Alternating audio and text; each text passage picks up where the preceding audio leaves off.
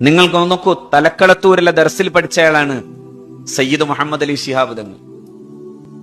തലക്കളത്തൂർ ദർസിൽ നിന്ന് തന്റെ പിതാവ് പിന്നെ ജാമിഉൽ അസ്ഹറിലേക്ക് വിട്ടു. ജാമിഉൽ അസ്ഹറിൽ പഠിച്ചു. ജാമിഉൽ അസ്ഹർ എന്ന് പറയുന്നത് കൈറോയിലെ ലോകത്തെ തന്നെ ഏറ്റവും പഴക്കമുള്ള യൂണിവേഴ്സിറ്റിയാണ്. 1000 ആണ്ട് കൊല്ലത്തിന്റെ പഴക്കമുള്ള യൂണിവേഴ്സിറ്റിയാണ് ജാമിഉൽ അസ്ഹർ. ആ ജാമിഉൽ അസ്ഹറിൽ നിന്ന് തിരിച്ചു വന്നിട്ട് ഈ നാടിന്റെയും ഈ സമുദായത്തിന്റെയും നായകനായി മാറുന്നു മഹാനായ സയ്യിദ് മുഹമ്മദ് അലി ശിഹാബ് തങ്ങൾ. ജാമിഉൽ അസ്ഹറിൽ പഠിച്ച ആ വിദ്യാർത്ഥിയെ ലോകമറിഞ്ഞിരുന്നു. ജമാൽ അബ്ദുൽ നാസർ എന്ന് പറയുന്ന ഈജിപ്തിന്റെ പ്രസിഡന്റിന് പോലും സയ്യിദ് മുഹമ്മദ് അലി ശിഹാബ് തങ്ങളെ പരിചയമുണ്ടായിരുന്നു.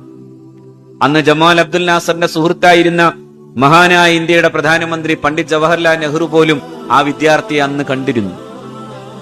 ആ വിദ്യാർത്ഥി പിന്നെ കേരളത്തിന്റെ മുസ്ലിം ഉമ്മത്തിന്റെ ചോദ്യം ചെയ്യാനാവാത്ത നേതാവായി വളരുമ്പോ അതിന്റെ